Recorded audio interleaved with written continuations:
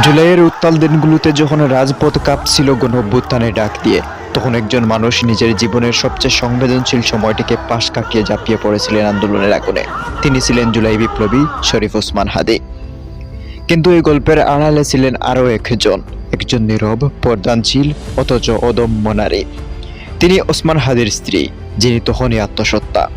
স্বামী যখন রাজপথে, যখন দৌড়, মিছিল, চাপ, আতঙ্ক, ঠিক তখনই গড়ে অপেক্ষা একজন গর্ভবতী নারী। কিন্তু কোথায় কোনো অভিযোগ নেই কোনো বাধা, বরং ছিল নীরব সমর্থন, দোয়া আর অদ্ভুত এক মানসিক শক্তি। গণমাধ্যমে, সামাজিক যোগাযোগ মাধ্যমে বহু মানুষ প্রশ্ন তুলেছেন, ওসমান হাদীর স্ত্রী কোথায়? এত বড় বিপ্লবীর স্ত্রী হয়েও তিনি ক্যামেরার সামনে আসছেন না কেন? খোঁজ নিয়ে জানা যায়, ওসমান হাদীর স্ত্রী এমন একজন পর্দাশীল নারী, তিনি কোনো অবস্থাতেই নিজের পর্দা ভাঙতে চাননি। ব্যথা, ভয়, সুখ সবকিছুই তিনি আগলে রেখেছেন নিভৃতেই। তিনি কখনো ক্যামেরার সামনে আসবেন না। অনেকেই ভেবেছিলেন এমন পরিস্থিতিতে তিনি হয়তো মানসিকভাবে ভেঙে পড়েছেন, কিন্তু বাস্তবতা ছিল সম্পূর্ণ ভিন্ন। হাদীর পরিচিত মারফিয়া নামের এক নারী সম্প্রতি জানান, ওসমান হাদীর স্ত্রী ছিলেন অবিশ্বাস্য রকমের শক্ত মানুষ। তিনি বলেন, হাদী ভাইয়ের স্ত্রী এত স্ট্রং যে তাকে সান্ত্বনা দেওয়ার মানুষ দরকার হয় না, বরং তিনিই সবাইকে সান্ত্বনা দিচ্ছিলেন।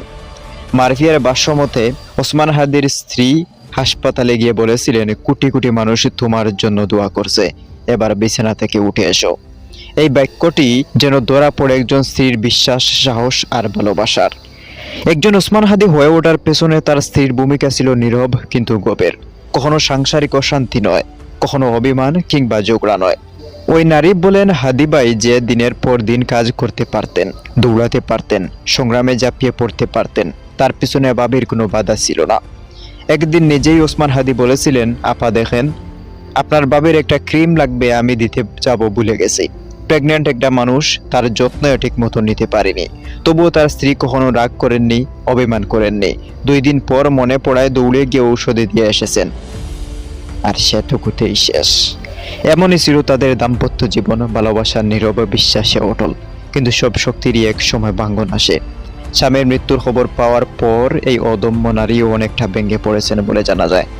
চোখের আড়ালে, পর্দার ভেতরে তিনি নীরবে কেঁদেছেন। ক্যামেরার সামনে নয়, শব্দ করে নয়, বরং নিঃশব্দ এক সুখে।